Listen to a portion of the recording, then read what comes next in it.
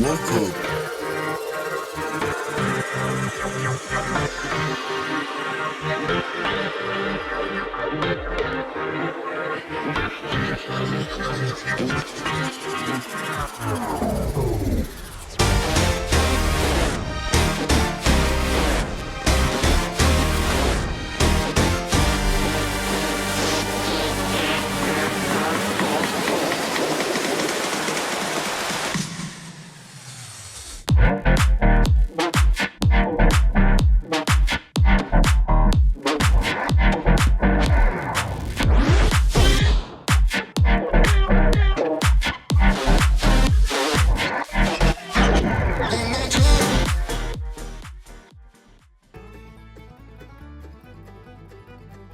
Welcome to the Everything Podcast. I am your host, Chuck Manity. And in today's episode, we are going to be covering Avatar, Fire and Ash. So as usual, what we're going to do is we'll give you some interesting info with regards to the cast and the production. We'll watch the trailer and I will give you my thoughts afterwards. So without any further ado, let's get into it. So Avatar, Fire and Ash is an upcoming American epic science fiction film co-produced, co-edited and directed by James Cameron, who co-wrote the screenplay with Rick Jaffa and Amanda Silver, from a story the trio wrote with Josh Friedman and Shane Salerno. Distributed by 20th Century Studios and produced by Lightstorm Entertainment, it is a sequel to Avatar: Way of the Water, which came out in 2022, and the third installment in the Avatar film series. Cameron, who had stated in 2006 that he would like to make sequels to Avatar, 2009, if it was successful, announced the first two sequels in 2010 following the success of the first film, and then the then untitled Avatar 3, aiming for a 2015 release, which is 10 years, 10 years before. So obviously there's a lot involved with that. As to why, and this is some of what they say. So, however, the addition of two more sequels, 4 in total, so this is the third of 4 that they're looking to want to do, and the development of new technology required to film performance capture scenes underwater, a feat never accomplished before, led to significant delays to allow the crew more time to work on the writing, pre-production and visual effects. Avatar, Fire and Ash started shooting simultaneously with Avatar, The Way of the Water in New Zealand on September 25th, 2017. Filming completed in late December 2020 after over 3 years of shooting, which is quite a long shoot. Very long, actually. The film's theatrical release has been subject to 9 delays, with the latest occurring on August 9th, 2024. So this is supposed to have been out over a year ago. So it is scheduled for release in the United States on December 19th, 2025. 2 additional sequels. So apologies, I said that it might be a 4. So it looks like they want to do another 2, but who knows. Avatar 4 and Avatar 5 are in various stages of production and are expected to be released in 2029 and 2031. So it looks like they're pumping them out quite quickly, with a big gap between the first and second one. I think that's the biggest gap between any of these. But with regards to the premise, 1 year after settling in with the Metkayina clan, Jake and Neytiri's family grapples with grief after Neteyam's death. Eventually they encounter a new, aggressive Na'vi tribe called the Ash People, led by a fiery tribe leader, Varang, who is allied with Jake's enemy, Quaritch. I would mention how you say that, as the conflict on Pandora escalates to devastating consequences. So, so obviously there's going to be big battles and so on. I mean, it's as to be expected from the franchise, which is part of its fun, as far as watching it is concerned.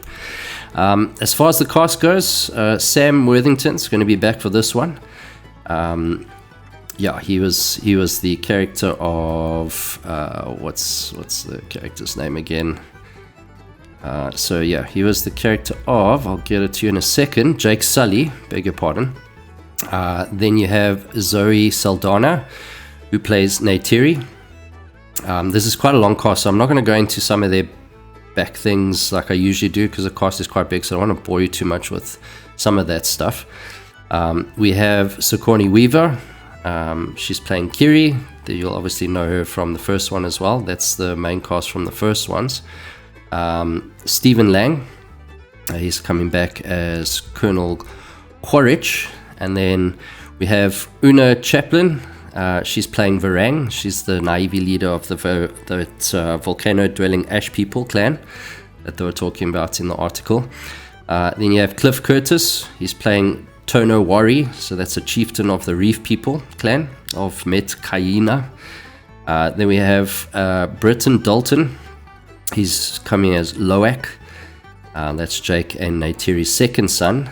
And apparently he's going to be narrating the film in some shape or form. Not sure exactly what that means, but I know what narration means. Obviously, he's going to be talking in the background about what's going on and so on, but he's obviously one of. Then you have Trinity Jolie Bliss. She's playing Tuk Ture, or just Tuk if you want to call it that. That's Jake and Neytiri's daughter and the youngest child. And then Jake Champion. He's going to be Miles Spider Socorro. And Jake Champion is the guy that you see with the dreadlocks. So this is him with the dreadlocks, and this is him without it. So he looks quite different from before. I'll just do a side by side for you guys, so you can see what he looks like without the dreadlock hair that he has in the show. So yeah, quite a bit different look to his normal look. I'm not kind of sure which one I think's cooler, but yeah, they both look pretty cool. Anyway, so on that note, that's as far as the casting is concerned. And then I did mention a bit earlier that Avatar Fire and Ash is scheduled to be released on December 19th, 2025 by Walt Disney Studios Motion Pictures. Like its predecessor, the film was subject to multiple delays, in this case 9 in total, like I was saying. I hope it's for good reasons to, look, you'll see in a second. Actually, let me talk about it as soon as we've watched it. So since the crew took more time on writing, pre-production and visual effects process, which I'll get to in a second. But yes, without any further ado, let's watch the trailer for Avatar Fire and Ash, and I will give you my thoughts afterwards. This is the only pure thing in this world. The fire came from the mountain, burnt our forest. My people cried for help. But Eva did not come.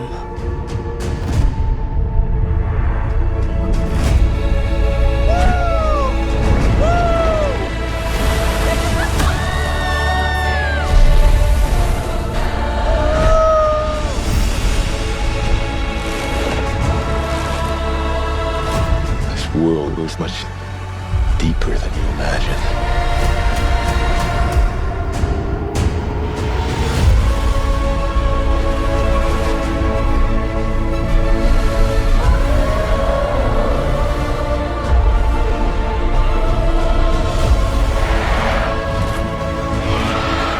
Protect your sister. Yes, sir. Stay under cover.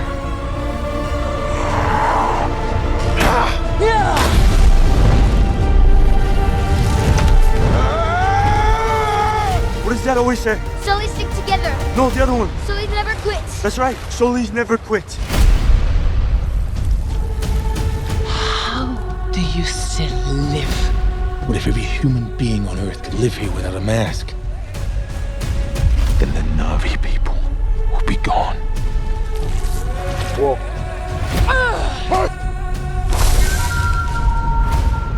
You want to spread your fire across the world. You need me. We must fight! I call upon the warrior mother.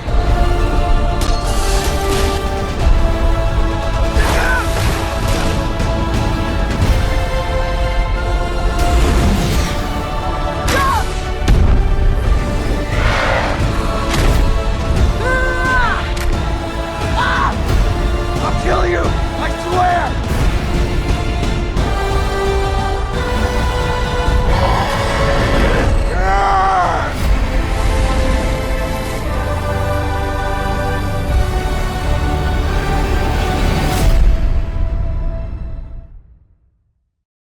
And that was the trailer for Avatar Fire and Ash.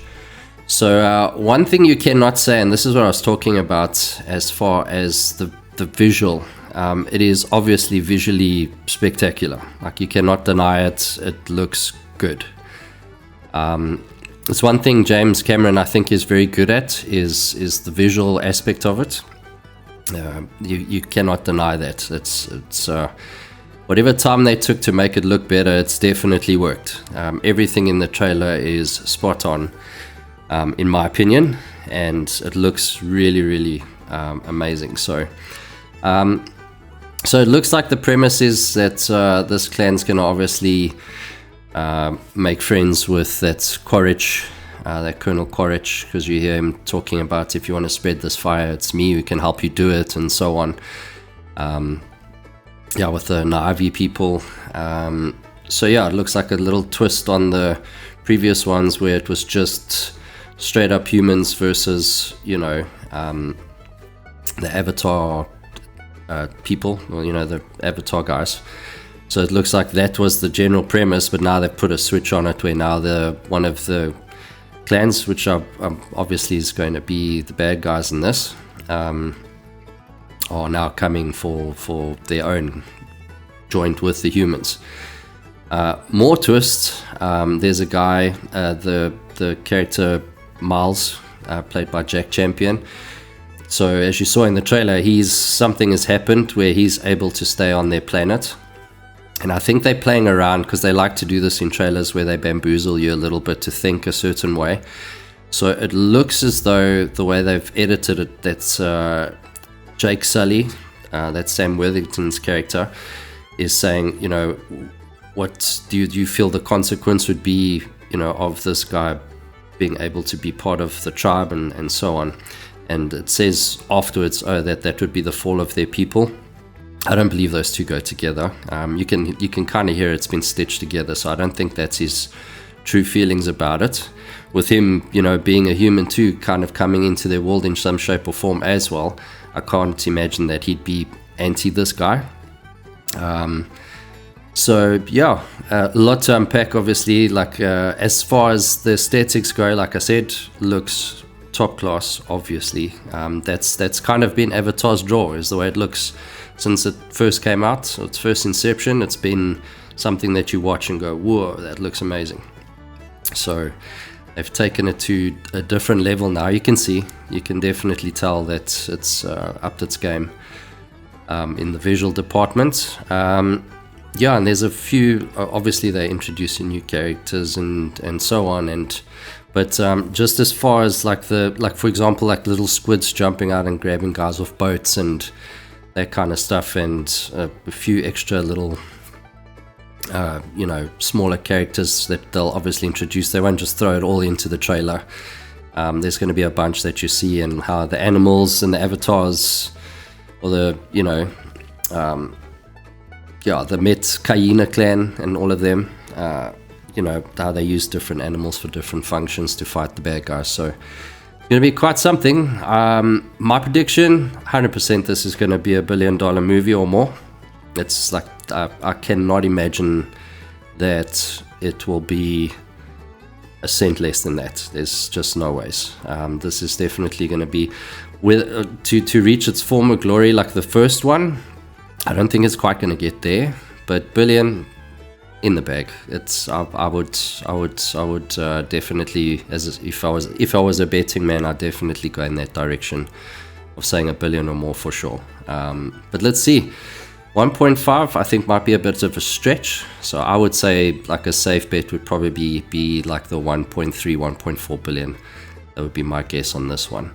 So yeah, budget they say is 250 million, which is, if that is the truth, I'm not sure how accurate this is, but if that is the truth, to put something like that on screen with a cost this size for 250 million, I'm not quite sure. It doesn't feel like that could be right. It should be a bit more than that for something of this scale, especially bringing back, Stephen Lang, Sigourney Weaver, Zoe Saldana. I'm sure that already cost a lot to do that, but we'll wait for the final tally. Like when it comes out, that will obviously come out probably after the movie's been released. So that would be interesting to see what the final budget was for this.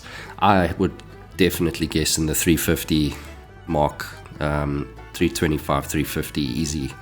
With how it looks and the cost, it just makes sense. 250 seems a bit low. It does seem a bit low, but it could be possible. Who knows? We'll have to just wait and see, like I said. But yeah, that's it for today's episode. If you enjoyed the trailer, something that you're interested in seeing, please do comment below. And if you liked today's episode, and yeah, please, as usual, show us some love by liking, sharing, and subscribing. But that is it for today's episode of the Everything Podcast, and we will see you in the next one. Goodbye.